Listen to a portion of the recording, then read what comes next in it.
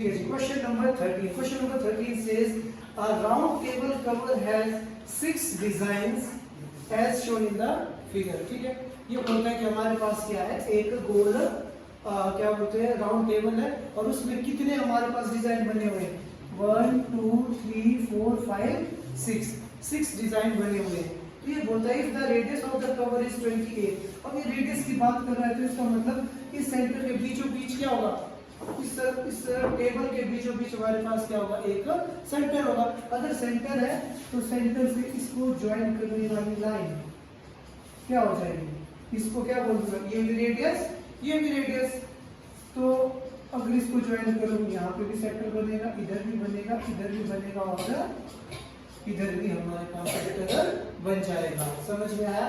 तो क्वेश्चन क्या है, find the cost of making the design at the rate of this. अब ये बोलता है कि ये जो डिजाइन बन रहा है मेरे पास, इसका मैंने कॉस्ट फाइंड करना है। इसको बनाने के लिए कितना खर्चा कटा, इसने बोला 1 सेंटीमीटर स्क्वायर को बनाने के लिए 0.35 रुपीज हम लोगों को लगते हैं।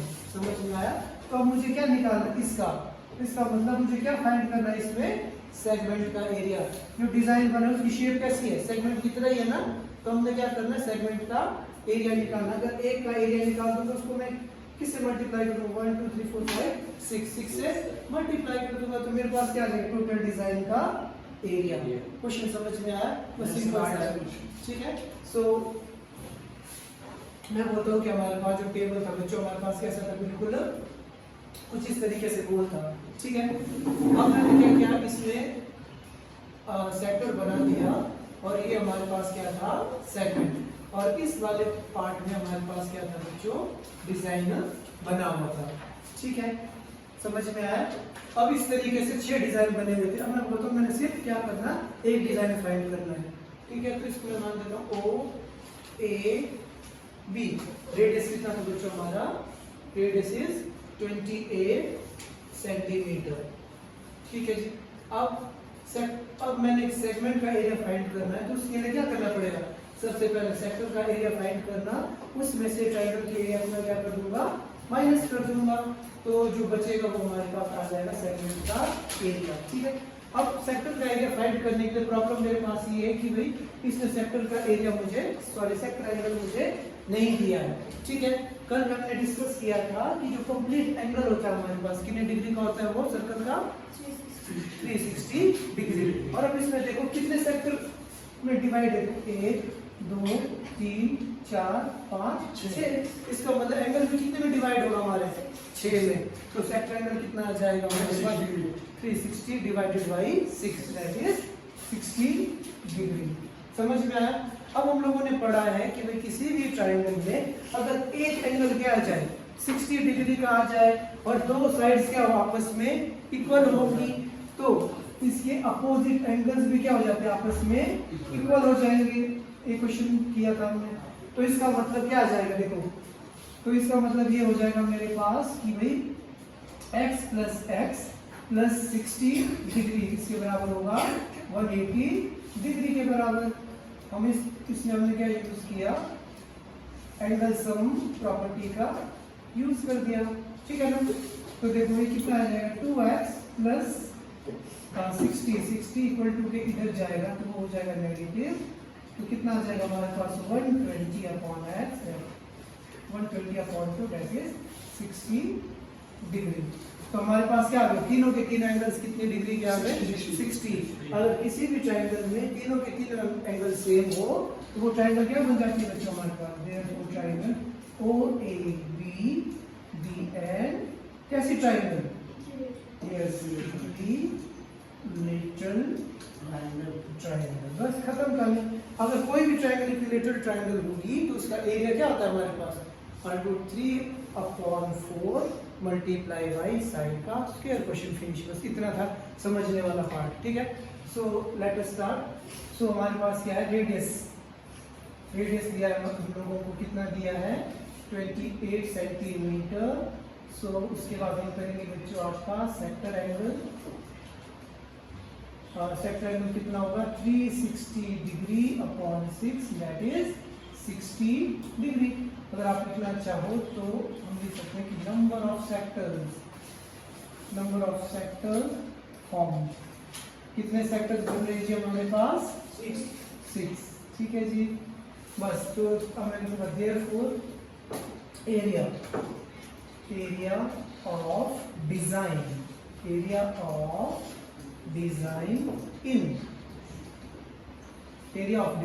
In round table. ठीक है जी, तो मैंने बोला the area of design in round table, मतलब इस सेगमेंट का एरिया मैंने फाइंड करना है। वो किसके बराबर होगा? आपके area of sector minus area of triangle. कितना समझ में आया सबको?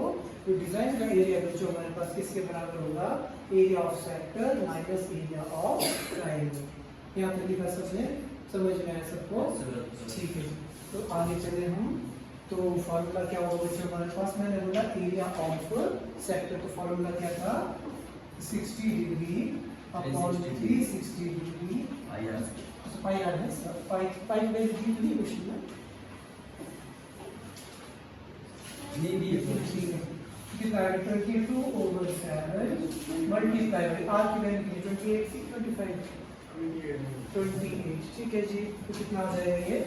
28 multiply by 28 minus area of equilateral triangle. तो फॉर्मूला क्या बना था मैंने आप लोगों को? √3/4 मल्टीप्लाई बाय साइड स्क्वायर। ध्यान से देखो, ये जो हमारे पास ट्रायंगल है उसकी साइड क्या है? इस सर्कल का क्या रेडियस। अभी मैंने बोला कि ये ट्रायंगल कैसे इक्विलेटरल, तो इसका मतलब ये 28 नीचे वाला कितना होगा हमारे पास? 28। तो formula is √3/4 multiply by 28 multiply by 28।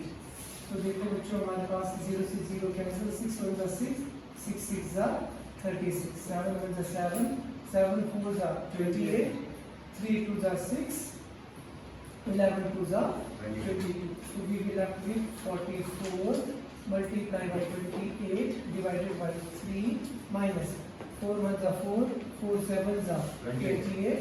So we will have to with 8 7 are 56. कोई बात नहीं, डन। 8 7 are 56, 5 की वैल्यू आ गई हमारे पास। तो we have 19 multiplied by 23 which is 1.73।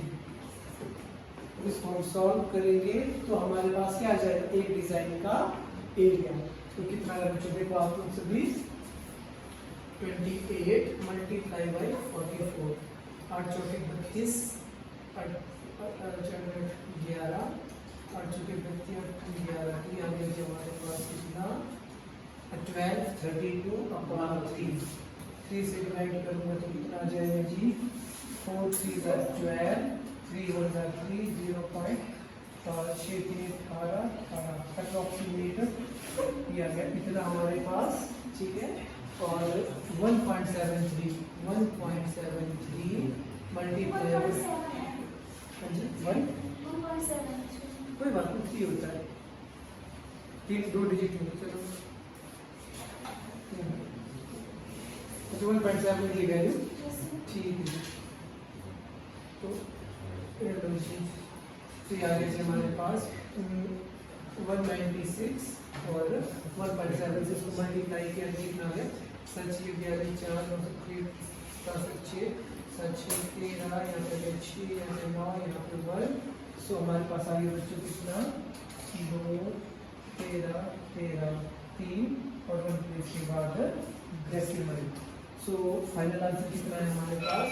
410.67 minus 333.2। कितने आ गए बच्चों हमारे पास? 7 4 पॉइंट कितना गया जी? 7 आ गया 10 में 3 गया 7, 77 सेंटीमीटर स्क्वायर। अब ध्यान से सुनना बच्चों, ये किसका डिजाइन है? हमारे सिर्फ एक डिजाइन का एरिया कितना आ गया हमारे पास? 77.47। बट हमारे पास टोटल कितने डिजाइन थे?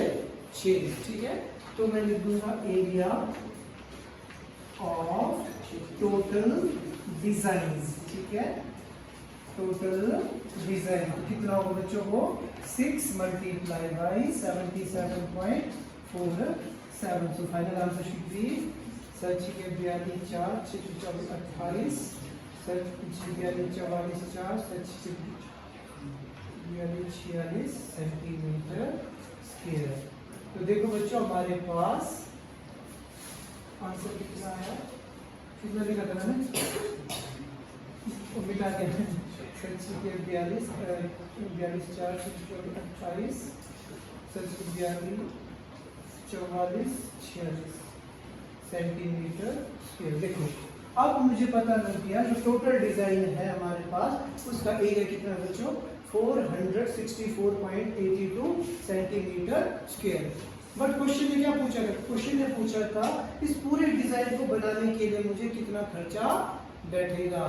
ठीक है जी, तो मुझे क्या लिखना पड़ेगा, कॉस्ट ऑफ, मैं लिखूंगा कॉस्ट ऑफ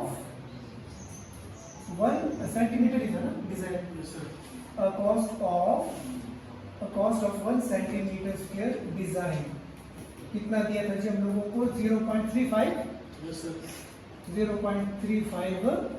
रुपीज।